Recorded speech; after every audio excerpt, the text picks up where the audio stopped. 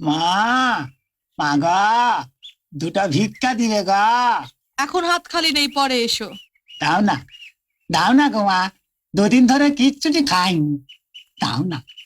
বাবা, গেরস্ত এখনো সকালে হাতের কাজ সারতে পারলো না, আর তুমি ভিক্ষা করতে বেরিয়ে পড়েছো। দাঁড়াও, আনছি।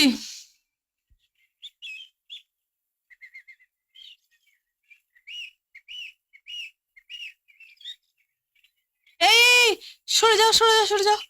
তুমি এসো না এখানে, এটা আমার মন্দির, প্রভু থাকেন। তুমি মুসলমান, ছুঁয়ে দিলে সব অপবিত্র হয়ে যাবে। নাও। আল্লাহ তোমার মঙ্গল করবেন।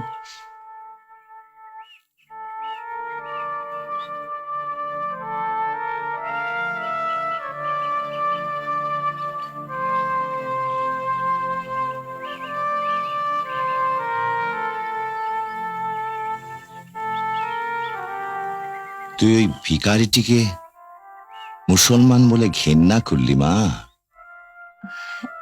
না বাবা, ঘেন্না করবো কেন? আসলে মন্দিরে বাবার মূর্তি আছে, ও যেন ছুঁয়ে না ফেলে, তাই বললাম দূরে সরে যেতে। তোর ঠাকুর কিন্তু এইসব জাতপাত ভেদাভেদে একদম বিশ্বাস করতেন না মা।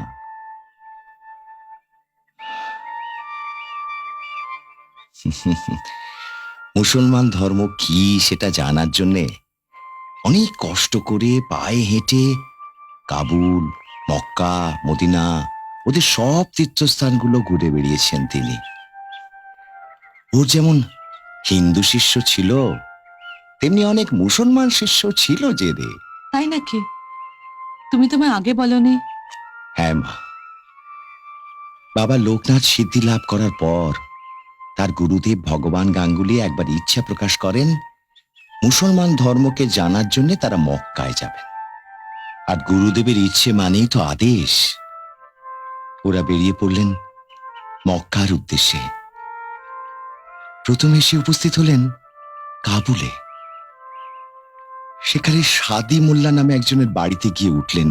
আসুন। আসসালামু আলাইকুম। আসুন। আসুন আসুন আসুন, আপনারা এসেছেন এ খবর আমি পেয়েছি, কিন্তু আপনারা আমার মেহমান হয়েছেন তাতে আমি বড় আনন্দিত হয়েছি, ধন্য হয়েছি। একই কথা বলছেন ভাই।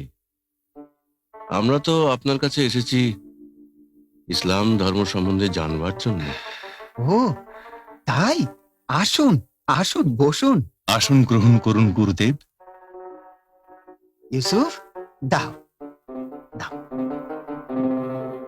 এই নিন। আমাদের ছোঁয়া পানিতে আপনারা নারাজ হবেন না তো? না না সাদি ভাই, আমরা সংস্কার মুক্ত। আমরা সমস্ত ধর্মের উপরে মানুষকে স্থান দিই। ইসলাম, ইসলাম কথাটির অর্থ হলো আত্মসমর্পণ আল্লাহর কাছে, আর নামাজ হচ্ছে তার পদ্ধতি, অর্থাৎ উপাসনা। এ তো আমাদেরই মতো। হ্যাঁ ভাই বেনি মাধব, আমরা যেমন ভগবানের কাছে ভক্তি নিবেদন করার জন্য যোগাভ্যাস করি, এও ঠিক তাই। আর আল কোরআন, কোরআন হলো আল্লাহর মুখ নিঃসৃত বাণী। এই যে মিলে যাচ্ছে, এই যে মিলে যাচ্ছে, এই যে মিলে যাচ্ছে সাদি ভাই, এই যে মিলে যাচ্ছে। গীতায় যে বাণী শ্রীকৃষ্ণের মুখ থেকে নিঃসৃত হয়েছে, এ তো তাই। গীতাই আমার হৃদয়, গীতাই আমার সার, গীতাই আমার অত্যুগ্ধ জ্ঞান, গীতাই আমার অব্যয়। সাদি ভাই, সাদি ভাই, আজ আর আমাদের কোনো দ্বিধা নেই। তোমাদের চলার পথ আর আমাদের চলার পথ এক, অভিন্ন। আল্লাহর ভগবানে কোনো তফাৎ নেই, কোনো ভেদ নেই। এসো এসো সাদি ভাই, এসো। এই দেখো, তোকে বাবার গল্প করতে করতে আমার বোধহয় দেরি হয়ে গেল। মন্দির খুলে বাবার বাল্যভোগ দিতে হবে না? আচ্ছা বাবা, দে দে দে। হ্যাঁ, তুমি তো পুজো করতে কত মন্ত্র পড়ো, আর আমি তো কোনো মন্ত্র জানি না। তুমি মন্ত্র শিখিয়ে দেবে?